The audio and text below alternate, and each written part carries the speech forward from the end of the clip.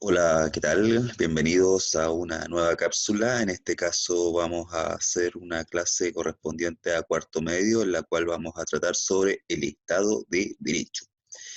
El objetivo de hoy sería reconocer los principios y elementos que constituyen el Estado de Derecho en Chile y cómo se configuran como marco legal que rige la acción, ojo con eso, y las responsabilidades que tiene el Estado en este caso. Antes de empezar con la clase en sí, vamos a ver lo que es primero el Estado.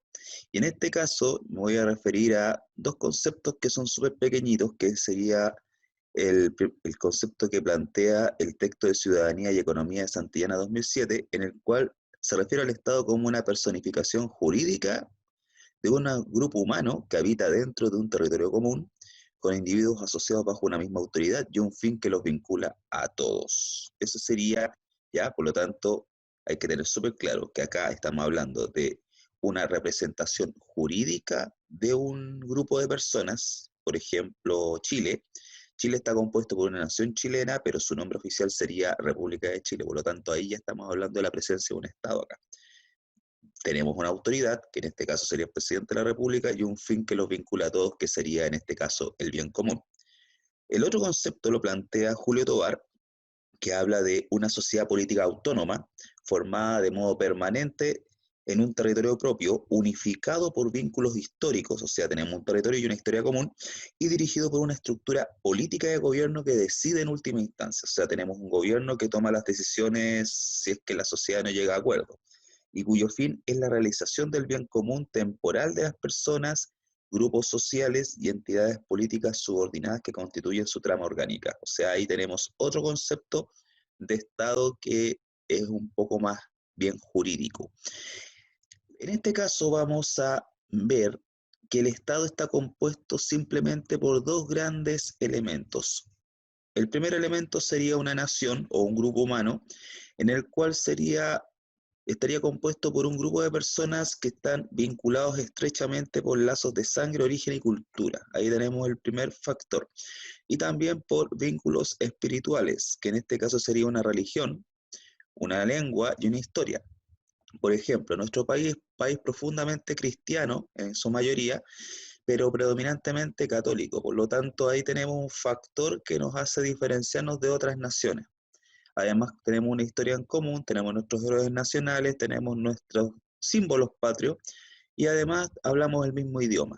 Todos preguntarán, ay, pero hay otros hermanos latinoamericanos que tienen las mismas características, de acuerdo, pero nosotros tenemos características que nos hacen diferenciarnos de otros países. Eso es una diferencia entre una nación y otra. El otro factor que corresponde a un Estado sería el territorio. En este caso vamos a ver dos tipos de territorio. El primer tipo sería la parte, la parte tangible, ¿ya? Sería la superficie de tierra, mar adyacente, si es que tiene, y un espacio aéreo que esté sobre encima de ambos, de la parte territorial física y marítima. O sea, tenemos un espacio marítimo, un espacio terrestre y un espacio aéreo. Pero además también existen las ficciones legales. ¿Qué son las ficciones legales? Serían todas las representaciones jurídicas de un territorio chileno, pero en barcos de guerra, en aviones o en embajadas. ¿Ya? Esas serían las representaciones jurídicas del Estado chileno. Además, aquí tenemos una representación de lo que podemos hablar del Estado chileno. Ahí, en grosso modo, aquí representamos el territorio, el espacio terrestre, con la islita que está acá, el espacio aéreo, en la cual si un avión ingresa al espacio territorial nuestro, que es lo que debe hacer, pedir permiso, pedir autorización para pasar por ese espacio. Si no lo hace, corre riesgo de que la Fuerza Aérea te intercepte. Lo mismo pasaría si un barco ingresa al espacio marítimo, tiene que pedir autorización. Por lo tanto, ahí está representado la presencia del Estado a nivel territorial. Además, también en nuestro mapa que tenemos al costado derecho, tenemos también el territorio chileno. Si ustedes se fijan, tenemos nuestros tres vecinos, Argentina, Bolivia y Perú. Tenemos un océano Pacífico, por lo tanto, nuestro país tiene salida al mar y además tenemos territorios que son insulares y territorios antárticos que refuerzan la soberanía del Estado. que eso lo vamos a ver en otro momento. Otra característica que tiene el Estado es que también posee un poder político institucionalizado. ¿Qué quiere decir con eso? Según la definición que está un poquito más abajo, que es del manual PCU de Historia, Geografía y Ciencias Sociales, el poder político institucionalizado sería el poder del Estado. Por lo tanto, consiste en una relación de mando entre gobernantes y gobernados. El poder político institucionalizado tiene 4 elementos. Uno, es soberano, por lo tanto es supremo y no debe dar cuenta de nada a nadie, por lo tanto lo que hace el Estado está dentro de sus capacidades. También es coactivo. ¿Qué significa coactivo? Tiene el monopolio de la fuerza física legítima. ¿Qué quiere decir con eso? Que el Estado cuenta con fuerzas militares que cumplen la función de defender el territorio y además tiene fuerzas encargadas de mantener el orden interno. En ese caso, nos vamos a concentrar en dos: Carabineros de Chile y la Policía de Investigaciones o PDI. Ellos se encargan del tema del orden interno. Por lo tanto, ellos también ejercen poder coactivo, o sea, aplican la fuerza física legítima. Todos preguntarán, pero si las Fuerzas Armadas también lo hacen, obvio. Si son mandatadas por el Estado, también las Fuerzas Armadas pueden cumplir funciones represivas, porque ellos tienen el monopolio. Eso significa que ningún otro puede adjudicarse el monopolio de la fuerza, sino que en esas instituciones. Otra característica del poder político del Estado sería su característica global. O sea, las decisiones que toma el Estado afectan a todos los habitantes de un territorio. Por lo tanto, un ejemplo, las medidas que se están tomando en torno a la pandemia del coronavirus. Las políticas de, digamos, de aislamiento social, de cuarentena general que se están aplicando, son medidas que afectan a gran parte de la población chilena. Y eso son decisiones netamente del Estado. Y por último, el poder del Estado también es institucional. ¿Qué quiere decir con eso? Se rige por un derecho que regula su aplicación. Eso significa que las decisiones que tome el Estado no pueden pasar a llevar a sus ciudadanos. Eso es clave para entender lo que es el Estado de Derecho.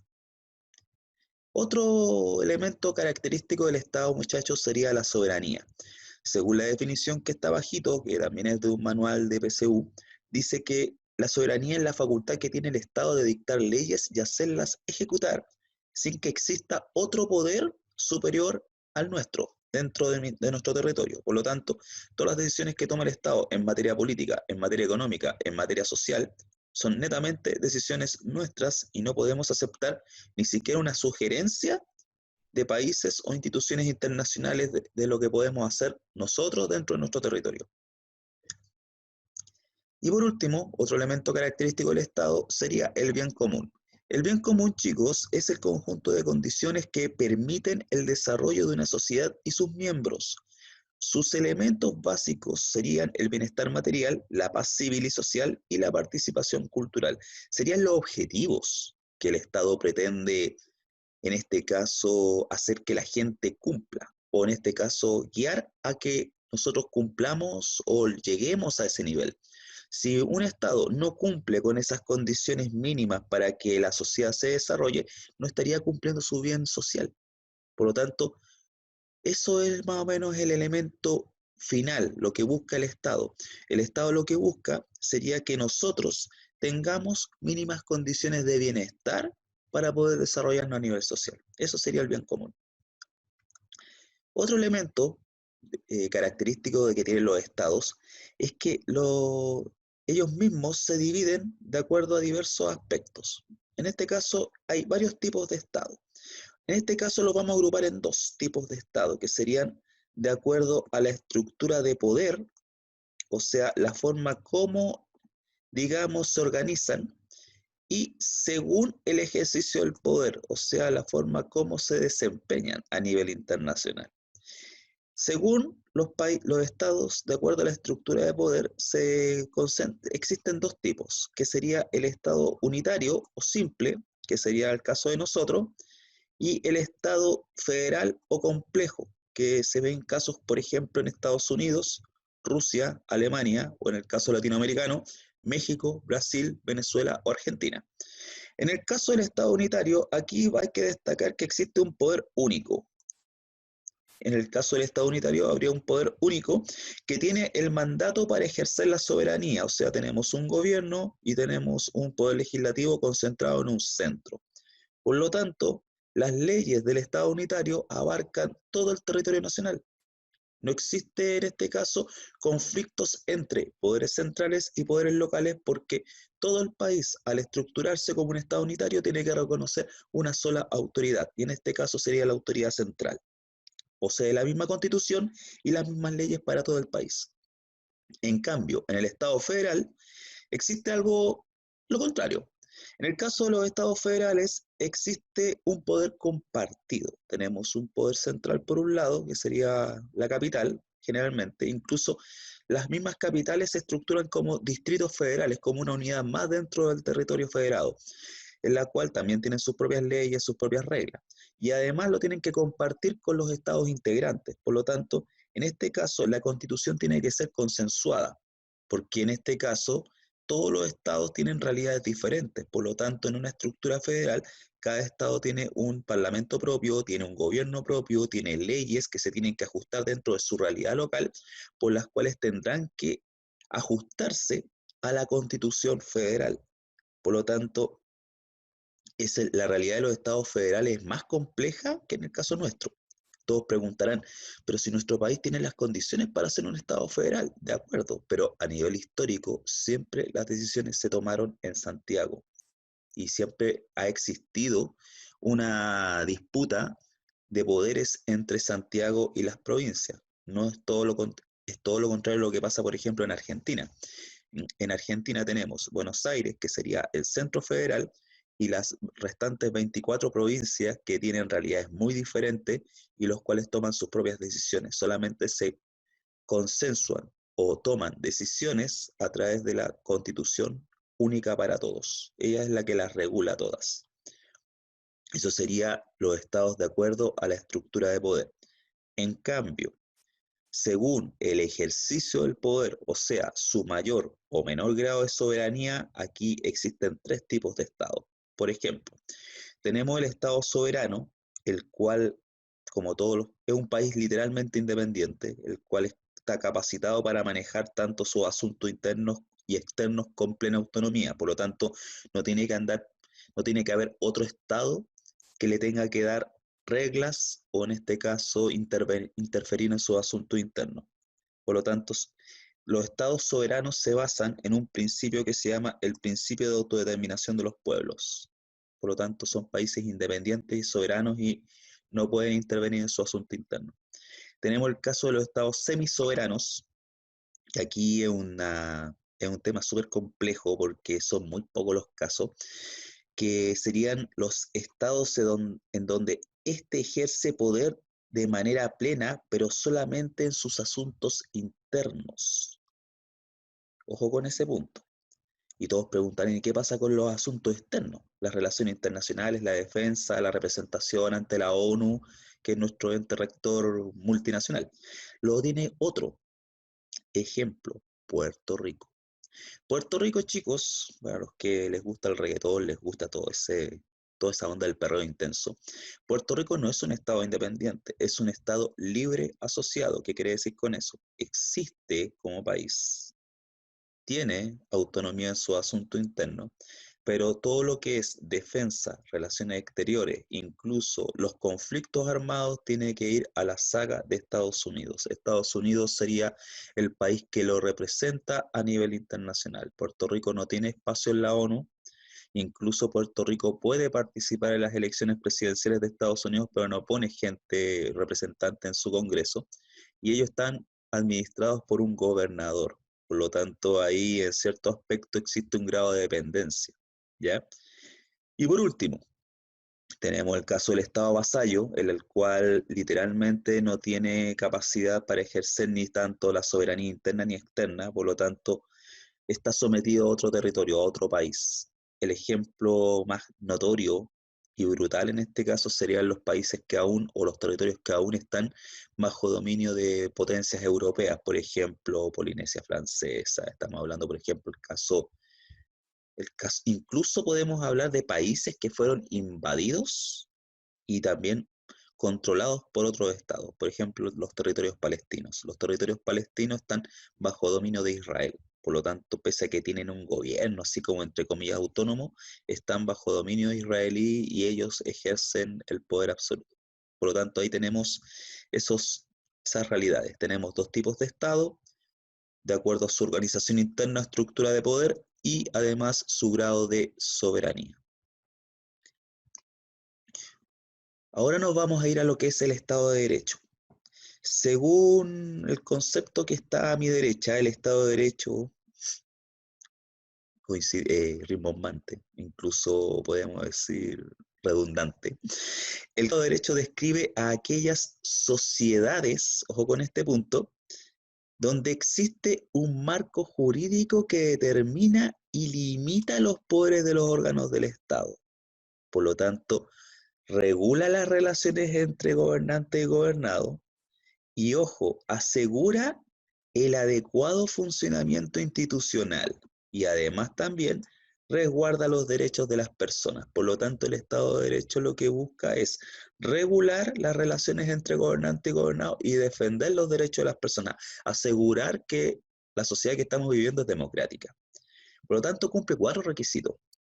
Existe el imperio de la ley, por lo tanto la ley está por sobre todas las normas y, ojo, la ley tiene que estar supeditada a la Constitución, por eso existe también el concepto de supremacía constitucional, que lo vamos a ver en otra cápsula. Tenemos la división de los poderes del Estado, o sea, Montesquieu lo dejó súper claro en el siglo XVIII, el poder tiene que estar concentrado en 3 órganos, un órgano ejecutivo, un órgano legislativo y un órgano judicial.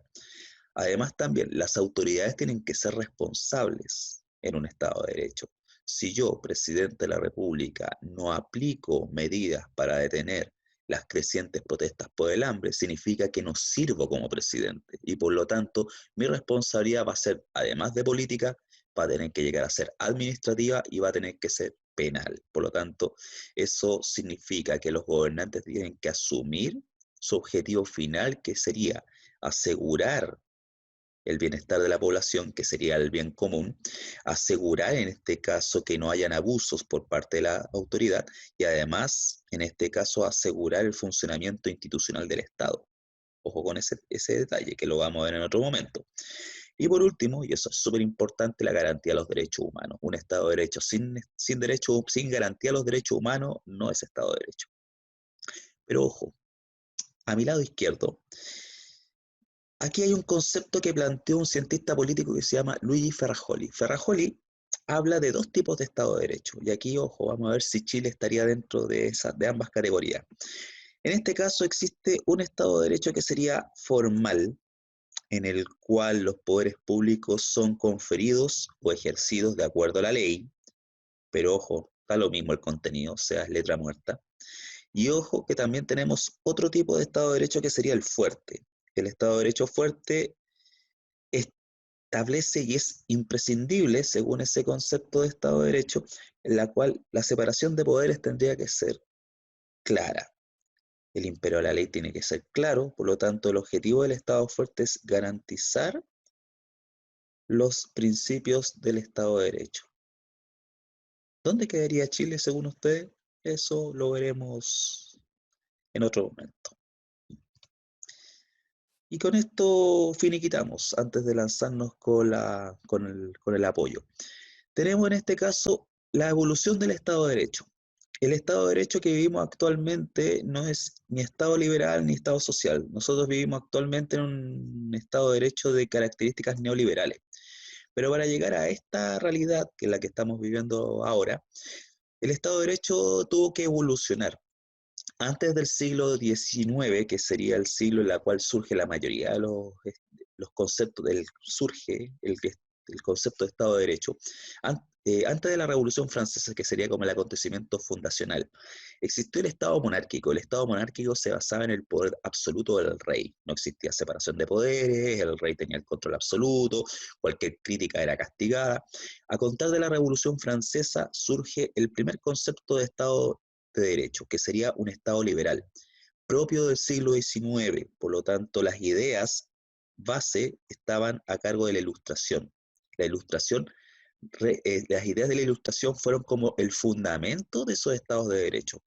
Además, eran de tipo burgués, por lo tanto la burguesía tenía como cierta influencia. Otra característica del Estado liberal de derecho es que prevalece el gobierno de las leyes por sobre el arbitrio de los individuos. ¿Qué quiere decir con eso? Que la ley estaba por sobre la voluntad del gobernante. Si el gobernante violaba la ley, estaba fuera del Estado de Derecho, según ese concepto. Además, también se reconocen y garantizan las libertades ciudadanas. En este caso, de acuerdo al Estado de Derecho del siglo XIX, el solo hecho de votar ya estaba garantizando una libertad ciudadana, pero además también la libertad de imprenta, la libertad de opinión, esos eran la libertad de culto, esos eran los derechos que eran considerados ciudadanos. Y para llegar a esos derechos había que pelear. ¿Qué quiere decir con eso? Nuestro país durante el siglo XIX evolucionó paulatinamente dentro de las reglas de ese Estado de Derecho hacia una amplitud de derechos civiles. Si antes se votaba de acuerdo a tu nivel de ingreso, o sea, solamente votaban los ricos, con el tiempo se logró llegar al voto universal, pero ojo, restringido siempre al ámbito masculino. Ese es un primer punto. Además, también durante el siglo XIX, en el caso chileno, también se logró llegar a una libertad de culto y también se logró llegar a unos ciertos derechos civiles como el poder casarse a nivel civil, a tener el derecho de enterrarse, independientemente si eras católico o no, y además también tener un registro, el registro civil. Por lo tanto, esas fueron leyes que se crearon durante el siglo XIX. Y según la lógica del Estado liberal de derecho, el ciudadano está sujeto al cumplimiento de la ley. Solamente te dedicabas a respetar la ley, no subvertir el sistema y no te pasaba nada. Pero contar del siglo XX, específicamente con la crisis de 1929, este concepto de Estado liberal de derecho no es que no entre en crisis, sí, sino que se complementa con otros tipos de derechos que no estaban contemplados en la primera etapa. Por ejemplo, no existían los derechos sociales. Si yo reclamaba por mejorar mis condiciones de vida, me iban a tratar de subversivo, anarquista, comunista. Eso se arregló a mediados del siglo XX cuando el Estado comienza a incluir derechos sociales en su Estado de Derecho. Por lo tanto, el Estado, ahora se está dando vuelta la tortilla ahora, el Estado empieza a implementar políticas de intervención, por lo tanto, el Estado empieza a generar ayuda social. Esa etapa pasó a denominarse el estado de bienestar. Por lo tanto, el Estado intervino en la economía para que se cumpliera otro objetivo, el pleno empleo. El pleno empleo también era un bien común en el cual se buscaba que las personas no estuvieran en la pobreza ni estuvieran con un estado de hambre, sino que tenían que trabajar para generar sus ingresos, pero que ese trabajo fuera garantizado por la Constitución. En el caso chileno, la Constitución de 1925 garantizó todos los derechos sociales, por lo tanto, incluso el derecho a la sindicalización. Por lo tanto, formar un sindicato era legal, el derecho a la huelga era legal, y eso generalmente perjudicaba a un cierto sector que era la clase empresarial, pero los trabajadores estábamos impeques, estábamos contentos con eso. Y según este Estado social de derecho, que también tiene que ver con el estado de bienestar, el imperio de la ley incluye una preocupación central por las cuestiones distributivas y de justicia social, o sea, el objetivo que tenía el Estado, y eso también implicaba toda la legislación que se creaba posteriormente, era que los derechos sociales y la distribución del ingreso estuvieran garantizados para el beneficio del pueblo. Pero en nuestra historia llegó 1970, la década de los 70, específicamente en el caso chileno a contar del año 73, y hubo un cambio en el sistema. Por lo tanto, este Estado social de derecho desapareció. En el caso mundial, a contar de la década de los 70, de los 80, en el caso chileno a contar de 1973, todos sabemos muy bien qué ocurre a contar de ese año en Chile, y se empieza a implantar un nuevo modelo económico. Y este modelo económico literalmente sería un salto hacia el pasado, hacia el concepto de la economía liberal. en otras palabras, neoliberal. Y el modelo neoliberal empieza a consolidarse tras la caída del comunismo y, y empieza a ser como el paradigma dominante. Y según este Estado neoliberal, en la cual nosotros somos literalmente el experimento que resultó y empieza a implantarse, se basa en que el Estado liberal de derecho vuelve, el Estado liberal del siglo XIX vuelve, pero en este caso con el objetivo de buscar la eficiencia y el orden económico. Por ende, el Estado quedaría fuera de esto. ¿Por qué?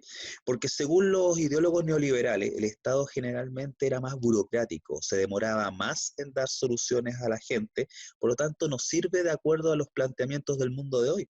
Por lo tanto, el Estado neoliberal tendría que cumplir con esas expectativas. Y eso significa que había que privilegiar la iniciativa privada por sobre lo público. O sea, el privado es el eficiente, el público es lo ineficiente, por lo tanto tiene que quedar fuera. Si tienes los recursos para mantenerte, y ojo con lo que está pasando, porque toda la crisis que estamos viviendo en la actualidad es como consecuencia de este modelo que tenemos. Si tú tienes los recursos para tener acceso a una buena salud, a una buena educación, ¿qué es lo que tienes que hacer? Pagar, majito lindo. En cambio, si tú no tienes esos recursos, ¿dónde tienes que ir? Al sistema público. Y ahí tendrías que estar horas, horas, horas esperando que te atiendan, en el caso de los hospitales. Y eso todo el mundo lo sabe. Por lo tanto, aquí en este caso se privilegia la iniciativa privada por sobre lo público y se alentó la flexibilidad de las condiciones de contratación de los trabajadores. Aquí volvimos nuevamente hacia el pasado. En el caso nuestro, aquí en Chile, gracias a José Piñera Echenique y su ley laboral, y además las modificaciones que sufrió el Código del Trabajo, literalmente todos los derechos de los trabajadores fueron pasados a llevar nuevamente. Y ahora podemos ver el caso de que la sindicalización ahora ya no es una sindicalización general, sino que por áreas. Por lo tanto, ahí tú atomizas el movimiento de los trabajadores y además también empiezas a establecer otros nuevos mecanismos como la negociación colectiva. Por lo tanto, ahí empiezan como a generar trabas a la organización de los trabajadores, obviamente en beneficio, ya en este caso, de los empleadores, de los empresarios. Este Estado neoliberal beneficia a los empresarios por sobre los trabajadores. O si no, ¿cómo podemos entender la ley de protección al empleo, las leyes de rescate a los bancos, mientras tanto la gente lo está pasando mal? Es porque tenemos un modelo en el cual privilegia a un sector por sobre otro. En este caso, volviendo a la idea, el Estado neoliberal fomenta que establece que el mercado pasa a ser el nuevo regulador social. Si uno va a la feria ahora, en estos tiempos de cuarentena, se habrán dado cuenta, chiquillos, que los precios de los productos están subiendo. Eso significa que estamos viviendo un proceso excepcional, por lo tanto el mercado se tiene que adecuar a la nueva realidad. Por lo tanto, por ende, los precios están subiendo. Pero ¿cómo se soluciona ese problema? Según el Estado neoliberal, ya no a través de una presencia del Estado, porque en este caso el Estado solamente se va a limitar a observar cómo el mercado regula. Cuando tenemos crisis, ahí el Estado podría intervenir, pero en este caso no va a intervenir abiertamente estableciendo leyes y cambiando el sistema radicalmente, sino que lo que va a hacer el Estado va a ser asistencialismo. Y eso aquí en Chile se denomina Estado subsidiario. ¿Y en qué consiste el Estado subsidiario? Sería la implementación de políticas sociales asistenciales, o sea, la cajita con alimentos, el apoyo de los bonos, o sea, ¿a quién beneficio con eso? A las clases más desposeídas. Y las clases desposeídas van a recibir el bono invierno, el bono COVID, la cajita de alimentos que ofreció el presidente hace poco. Todo eso son políticas asistencialistas. ¿Qué pasaría, chiquillos, si se aplicara esas mismas políticas en un Estado social de derecho? ¿Serían asistencialistas o serían en beneficio de los trabajadores? Eso lo veremos en otro momento, ¿ya?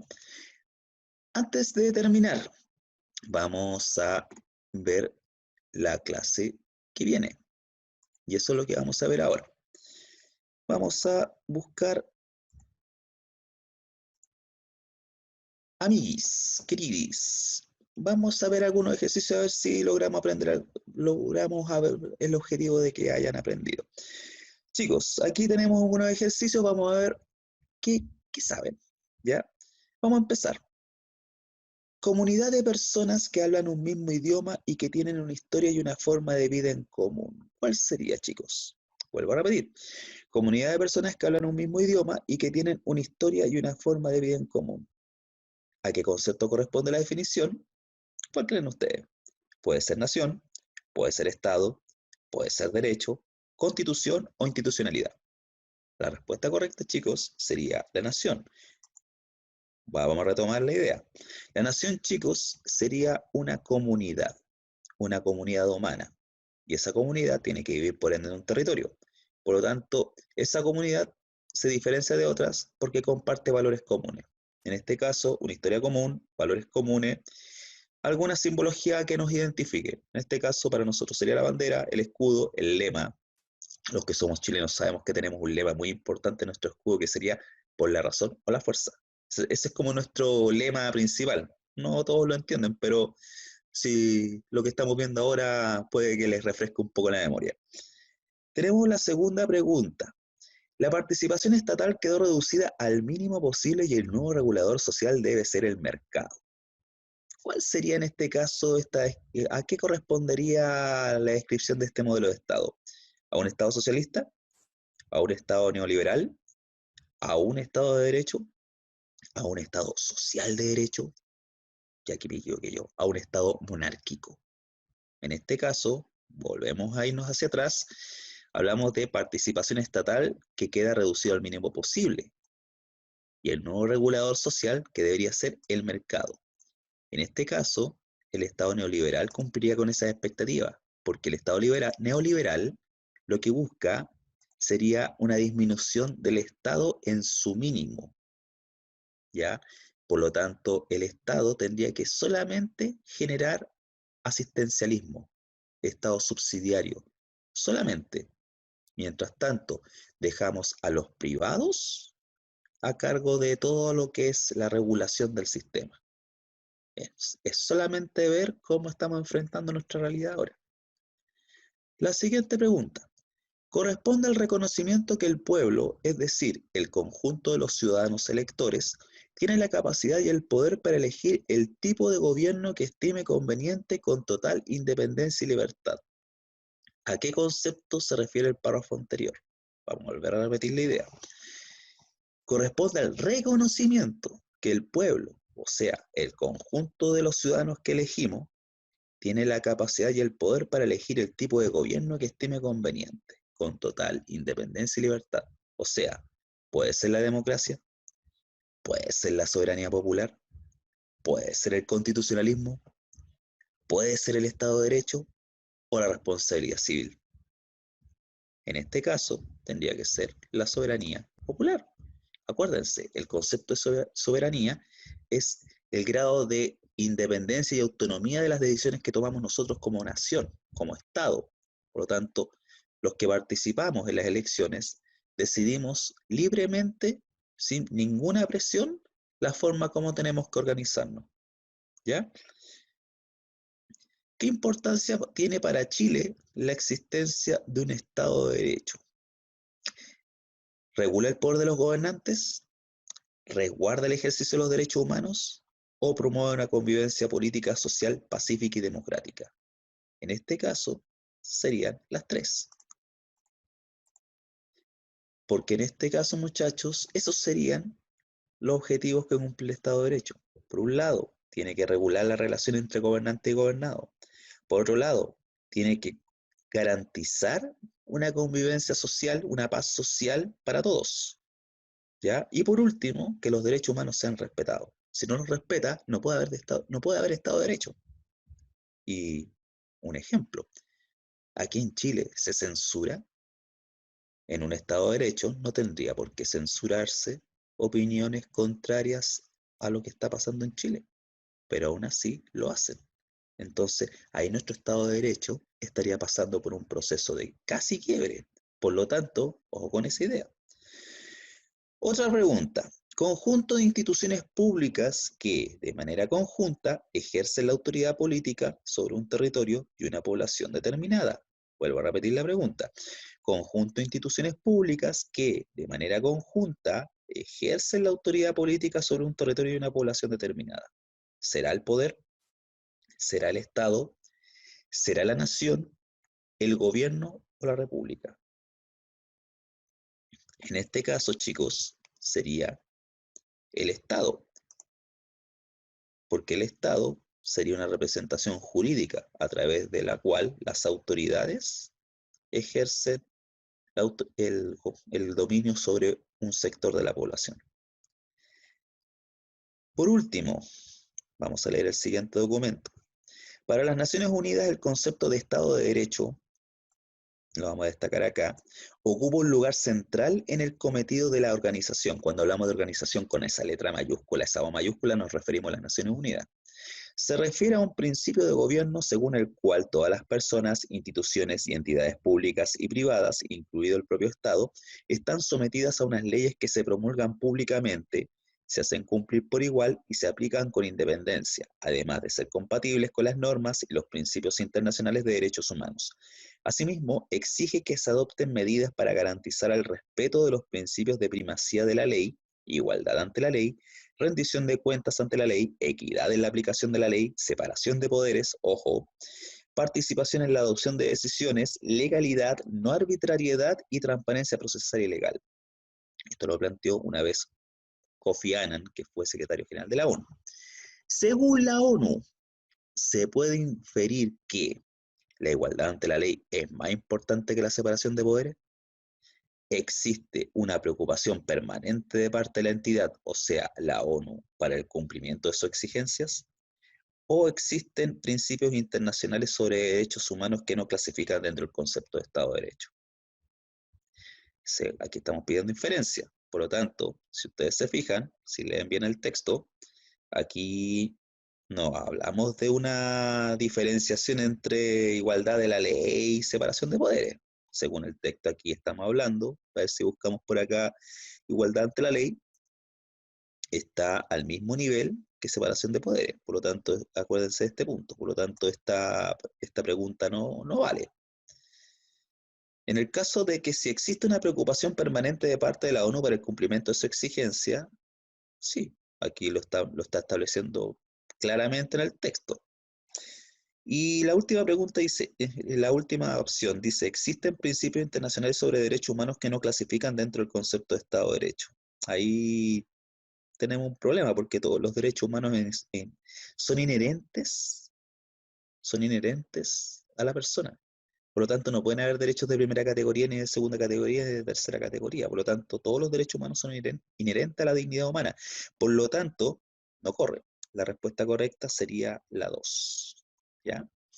Espero que hayan aprendido con esta cápsula. La próxima clase va a ser sobre las bases de la institucionalidad de acuerdo a la Constitución. Y bueno, antes de despedirme, les deseo que que estén en sus casas y con sus familias y que estén bien. Ya, cuídense chicos, ya, y no salgan de sus casas. Nos vemos.